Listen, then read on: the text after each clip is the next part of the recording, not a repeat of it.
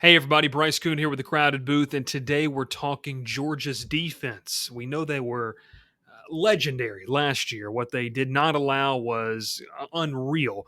But how much of a drop off are they going to take here in 2022? They still have some talent, and we brought in Palmer Thombs, the Georgia insider, to talk more and more about this. He previewed the offense earlier in the week. Now we're talking Georgia defense on today's episode of the Crowded Booth. Pile in here and make yourself feel at home.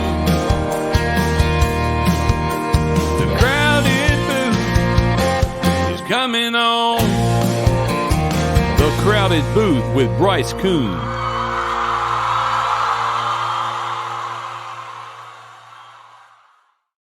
He's back, and I'll tell you this right now, he is wearing the same exact shirt that he was wearing for the offensive episode. That's because we recorded on the same day. You got to do batch recordings if you want to find time for the busy man that is Palmer Thombs. He wanted this episode to really get out here, Palmer. Am I right? Because these are precious seconds you have talking about Georgia's secondary. How you doing, sir? You doing well? Doing well. I mean, we were chit-chatting before recording, and you've put me on a deadline here, and I said, Bryce, let's hurry it up. If you're going to put me on a deadline, don't waste my time. I won't waste yours. You won't waste mine. Hey, if you're watching, make sure to follow Palmer on Twitter. You can find him on Facebook and Instagram if you'd also like to follow his personal life as well. You can follow him there. Not that interesting. Or not that interesting. But also, really importantly, go over to dogshq.com, the On3 affiliate for covering Georgia. The fan site's fantastic work over there, Palmer. I know you guys have a great deal running. So before we get started, let's do it on the front end, plug it, and let people know where they can find some of this great content. That you said it on the previous show. A lot of the stuff you're going to be talking about today, you have that on the site over there. Yeah, Dogs HQ. As a part of that On3 network, we've got a 7-day free trial that you can take advantage of here before the season, as the season gets rolling here in 13 days away from recording. Georgia and Oregon, big non-conference matchup to start the season, and then you roll into SEC play 2 weeks later. So it gets going here real quick, and no better time to join us over at Dogs HQ. No better time. And you have an experienced guy that's been on some shows, and he's pre-recorded when he says 13 days from recording, because we recorded this on Sunday afternoon. We talked offense. Now let's talk defense. Palmer, in a nutshell, this group was, it was historic what they did last year. From a numbers and stats wise to the size that they had up front. This is a Georgia defense. I don't know if we've seen a Georgia defense do this ever with what they were doing.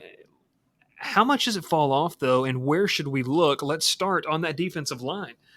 You lose. You talked about it. Lucky number 13. Jordan Davis was the 13th pick in the NFL draft.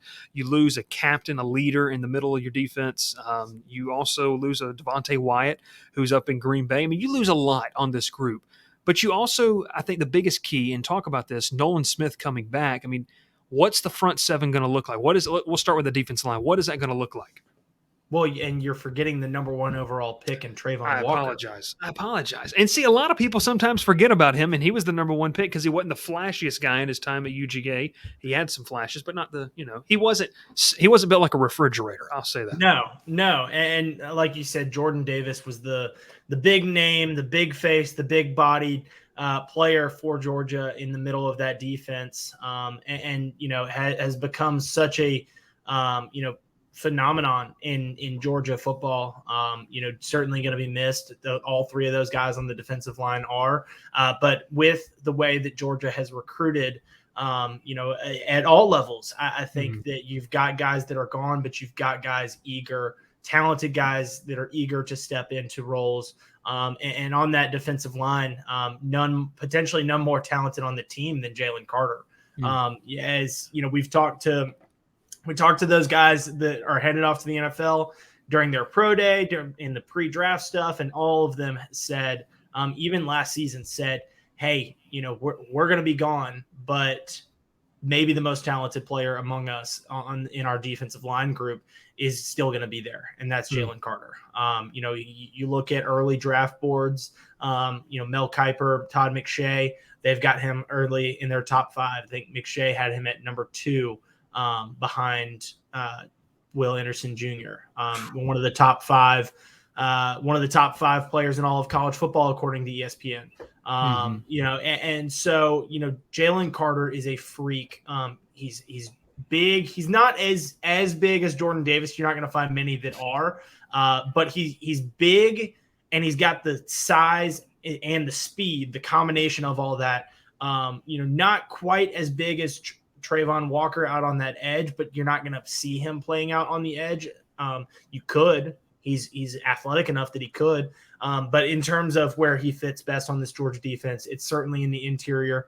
And with his skill set, his speed, his versatility, you're going to see him moving all around that defensive line, both pre-snap and post-snap, with different stunts and stuff. Georgia is going to find ways for Jalen Carter to create some havoc on this defense. You look at the other guys that are going to be around him, some guys that are going to have to step up. I think about a Zion Logue is a name that comes to mind. Potential starter next to him, somebody that's been around the program even longer than Carter and is being looked to as a leader. Warren Brinson and Nazir Stackhouse, two guys that have been around the program that are going to have to be, provide depth. They did it last year, but they're going to be called upon even more this year. And then on that edge, a guy like Tramel Walthour is very versatile. Has been around the program. You want to have an experienced player like that. He's been battling some injuries this spring and into the summer. So got to keep an eye on that with him. But he's been around the program. He's been a role player. I think he will continue to be a role player because I think that you've got two very, very talented players on that edge with Tyrion Ingram-Dawkins and Mikhail Williams. Ingram Dawkins played in one game last season, redshirted, battled some injuries last year, but an incredibly talented player, top player out of South Carolina in the class of 2021. Mikhail Williams, one of the top players in the country in the class of 2022 out of the state of Georgia. So Bulldogs hold on to him. Bulldogs get Ingram-Dawkins, and the Bulldogs certainly look strong up front again. Yeah, and look, you mentioned the name Mikhail Williams. Obviously, down here in Columbus, we had a chance to watch all 4 years of his high school career. Kirby Smart got a good one. And I know the early reviews have been there's a little bit of a wow factor with what this kid could do in year one. So the defensive line is there. And I got ahead of myself when I was previewing because I already went and talked about Nolan Smith at the linebacker position. That is, if you had to give me a guy the star, I think Nolan Smith is there. There's also some others, but, talk about this linebacking crew. They've got to replace some work too. It's talented still, maybe just guys we haven't heard of. Yeah, and I like to break up the linebackers into the inside and outside linebackers, when looking at them because you are on two polar opposite ends of the spectrum here. Mm-hmm. Outside linebacker, you bring back all of your guys. Like you said, Nolan Smith.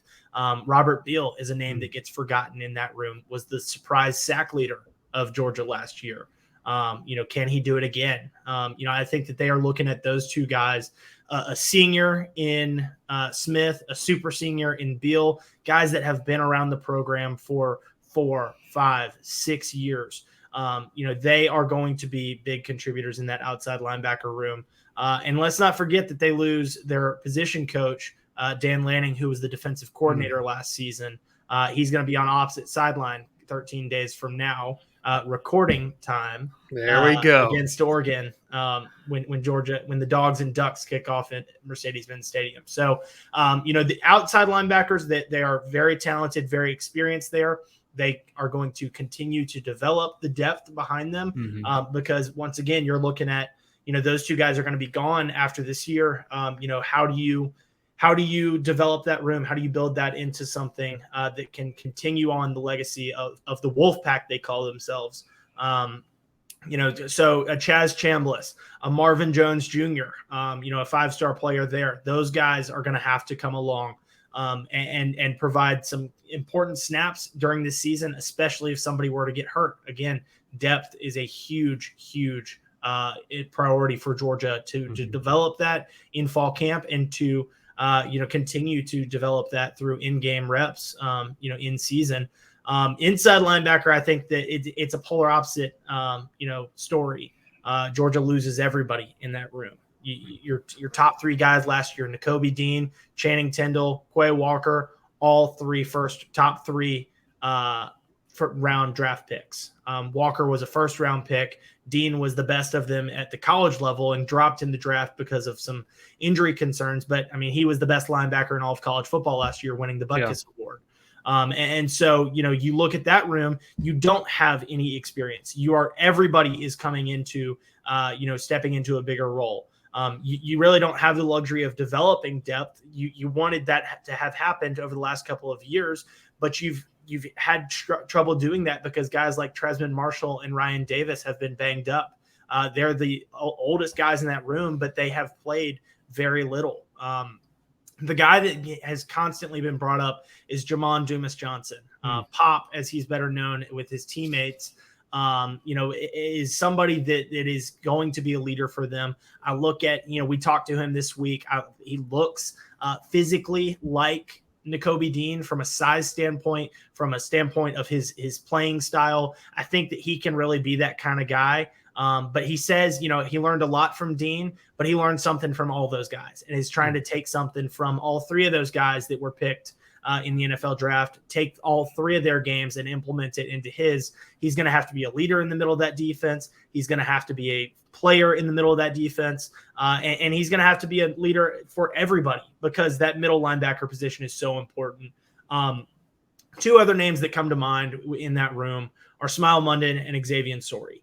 Two guys that were incredibly talented coming out of high school, 4- and 5-star type players.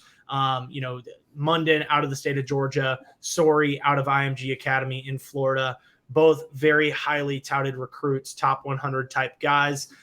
It didn't play a ton last year because they were getting used to that college game. Munden, I think he ended up playing in all 15, but it was primarily on special teams. And Sorey actually redshirted last year because he made the move from outside linebacker into the inside position. Both are incredibly talented guys, have a little bit of outside linebacker in their backgrounds, played that position in high school, much like a Channing Tindall did, was a very athletic linebacker in terms of what he brought to the table from a skill set standpoint. Those guys are going to have to step up along with Dumas-Johnson, their classmate. They were the highly touted recruits. Dumas-Johnson did not play his senior season of football in Maryland due to COVID. But he's the one that is being looked at as the leader, and they're going to be the ones that are going to have to come up from behind and make their names known. So Dumas-Johnson, the leader, Tresman Marshall, is an elder in that room. And then you've got two talented players in Smile Munden and Xavier Sorey that are certainly going to have to play a part because Georgia likes to rotate those linebackers and they don't have the luxury of depth that they have, experienced depth, that is. That they've had the last couple of seasons. I like how you said that, Palmer. You said pretty much outside linebackers. To kind of recap that, you're excited about what you have there. You have two really veteran guys and some young guys that could play a role. But inside linebacker, it's not that there's not talent. It's just a lot of unproven talent at this level. And, I'm sure that, we're going to see a guy or two emerge. And you listed off some of those names. Let's take it back to the secondary now. Let's go a little bit further back because this is a group they've got some key pieces. And I think, and you correct me if I'm wrong, you're obviously closer. You've got some guys that are returning, but then you also have opportunities for new faces to make a name. Let's kind of start with the two safeties. Where do you see this kind of rolling, a week and a half out from regular season? Yeah, Christopher Smith is your leader in that back end of the secondary, and really one of the back end of the defense guys is going to be a leader. We've talked to him. He's communicating calls all across the field. Obviously, he can't get his message up to the defensive line. Otherwise, he would because he knows what to do in this defense. He's been back there, played a part in that 2020 season after Richard LeCount suffered an injury that cost him the second half of that year, started every game that he played in. Last year in 2021, was injured, banged up a little bit, but played through some injuries and played some very, very important snaps for Georgia. 3 games that he played every defensive snap in, made a major impact in all of them. Clemson in the season opener, obviously he had the pick 6 that was the only touchdown of the game. Tennessee, he actually moved from safety to star because Georgia was struggling in terms of keeping up with that explosive Tennessee offense. And then obviously Alabama in the national championship game, he had an interception in that one and provided a key block for Keely Ringo on his pick 6, his own pick 6. Ringo provided Smith with one early in the season, and Smith provided Ringo with one there to close the season. So he's the guy to know at safety. And you look around him, Georgia is looking for guys. Again, we've mentioned this at several positions. They're not just looking for one guy. You can't get through the season with just, your starters. You need to develop depth there. Keep saying that every position, it's important to develop that depth. And so that is the case at safety. Next to him, Dan Jackson is somebody that played a lot last season, started when Smith was hurt and wasn't able to play. So he started next to Lewis Seen in those games. He might be starting next to Smith this year. You've got Tyki Smith coming back from his own injury. Highly touted transfer out of West Virginia that came into Georgia last year, wasn't able to make an impact because he was banged up, had a foot injury that kept him out of the preseason, had a torn ACL that cost him the rest of the season once he was back. So he only played in one game, and it was very brief against Auburn. So once he gets healthy, how big of an impact can he make? David Daniel is somebody that has been around and has, gotten some experience there. And then the name that we have heard the most, I think, this fall camp in terms of freshmen is Malachi Starks. I mean, one of the most athletic players that I've seen, play high school football, listed as an athlete on the roster earlier this fall. We asked Kirby about that. He said that there's no plans to play him on offense, but he played both ways in high school. He is an incredibly talented player. They were training him up at safety. Think he can probably play a little bit of star too, if asked to do that. He has a little bit of a linebacker mentality to him in terms of a physical presence at safety, but he's athletic enough to cover some of the fastest players in the country. Incredibly talented player. Don't know if he's going to be starting against Oregon. My guess is it would be Dan Jackson. But I think that Smith, Tyki Smith, Christopher Smith, Malachi Starks, Dan Jackson, all names to know at safety. The guys that don't win out that job at safety, watch for them at star too, because I think that is in a very unique position, requires a little bit of multiple positions. And I think that the physical guys that can cover certainly fit that position very well. Yeah, I think it's going to be a lot of fun to watch this group. There's some depth. There's a little bit of veteran presence. And, I think there's a lot of guys that they can count on in the back end to be pretty good. Let's take it out to the corners. Obviously, you have to feel like Keely Ringo's got one side locked down.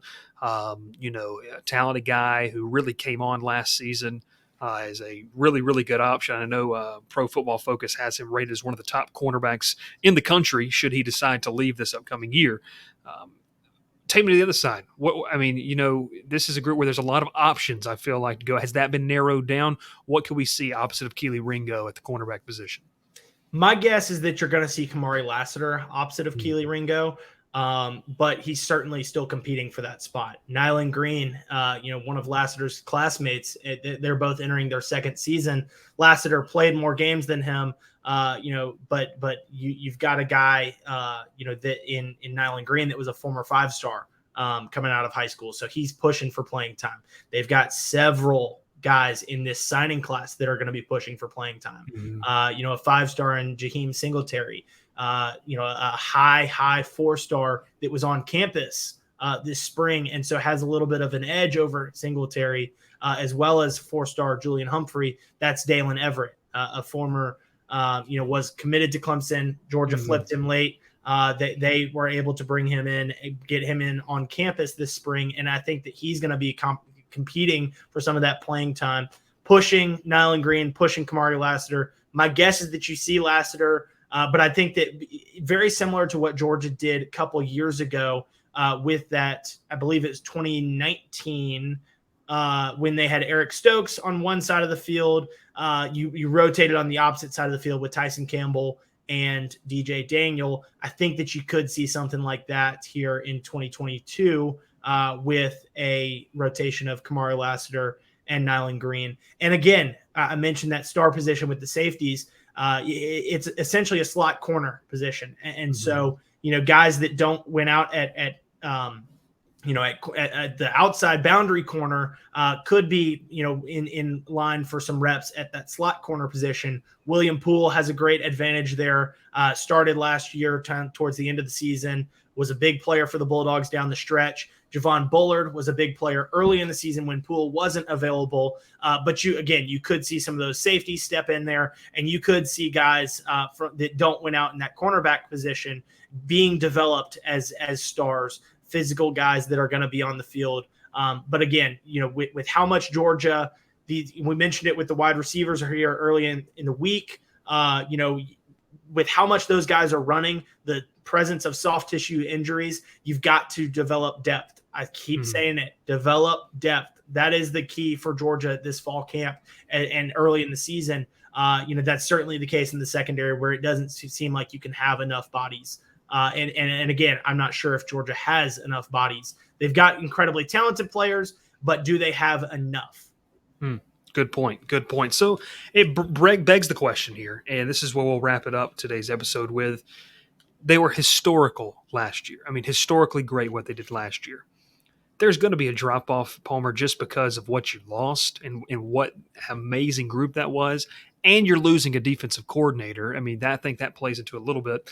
You still have two guys that I think between Glenn Schumann and Will Muschamp, that's a great backup option to go to. Not many programs have that. But how drastic is the drop-off here? I mean, it's still a very talented group, unproven at some spots. But, I mean, is this a group that you still feel like is in the upper echelon nationally defensively? Yeah, I mean, I'm terrible at predicting stats. What I will say is I think Georgia held teams to like something like 10.7 points per game last year. Mm-hmm. I don't know, and I think that Clemson was the closest one at maybe like 15 something. Yeah. I would be surprised if Georgia is allowing, I would be very surprised if they were allowing under 10 again. But I wouldn't be surprised I would be very surprised if they're allowing in the 20s. I think that they're going to be a very strong defense, probably a top 5, top 10 defense in the country. Tough to rank them in the SEC because you've got Alabama over in the West, who is going to be another one of the top teams in the country defensively. But I think that the drop-off there's going to be a drop-off, but I don't think it's going to be too big. And I think that especially later in the season, as these guys get comfortable, early in the season, they're going to get tested. Oregon is a tough test. South Carolina has the weapons to put some pressure on them on the road in week 3. But I think that as you get to that stretch of where Georgia needs to play its best football, down the stretch after the bye week with Florida, Tennessee, Mississippi State, Kentucky, I think that they're going to be in sync by that point where they're playing very strong defense. And look, I always say by that time in the season, you're really no longer a true freshman. You've almost played a full season under your belt, and it's crazy what experience. It can either make you or break you. And I think, like you said, this group's talented. Middle line, kind of inside linebacker position, and some of those corners are going to get thrown in the fire week 1 against Oregon. We're going to talk later on as we get closer to that matchup of how much of a threat does Oregon really pose. I mean, I think that if you're a betting person, you see the line and you may feel really good about Georgia's chances, but I think this Oregon team's pretty talented. I don't think they're up to par where Georgia is right now, but it's still a really good group. And for the first time, this will be a slight to the Auburn fans that watch this. Bo Nix gets to finally play in Mercedes-Benz Stadium, so that's a plus for him. He'll get to do that. But Palmer, as always, I know you're kind of getting done with fall camp and ramping up that regular season coverage. You plugged it earlier, but tell us people where you can follow them on social. And also, you guys have a podcast with Dogs HQ that I'm sure you're talking about the same stuff we're talking about here. That's not a reason for you not to watch this episode, but afterwards, if we miss anything, you can head over to the YouTube channel. Where can they find all that information? Dogs HQ in the On3 network, on Dogs HQ on social, Facebook, Twitter, YouTube, and at Palmer Thombs on social as well. So look forward to catching up again here soon, Bryce, as we get closer and closer. There's light at the end of the tunnel here with Georgia and Oregon coming up soon. And hey, we mentioned it earlier, week 0 football is on the horizon this week. This week, baby. I am telling you, it's been a long time coming. The only bad news for me recently, Palmer, was seeing the CBS theme music go over to the Big Ten. Wasn't a big fan of that. That was a little weird. Feels wrong. It feels wrong. It feels wrong. But appreciate you as always, Palmer. I know that your coverage is going to continue to ramp up. So thanks for taking the time. We're going to get you on during the regular season to kind of talk each week. But as always, this has been The Crowded Booth. My name is Bryce Koon. He's Palmer Thombs, talking Georgia. Hey, if you like the video, hit subscribe. Make sure those notifications are set up and hit and share it with your friends. I mean, even if you don't like your friends, if you want to send it to a rival fan, send it to them just to rub in their face, because Georgia's going to be pretty good this year. We'll talk to you next time. Pile in here and make yourself feel at home. The crowded booth is coming on. The Crowded Booth with Bryce Koon.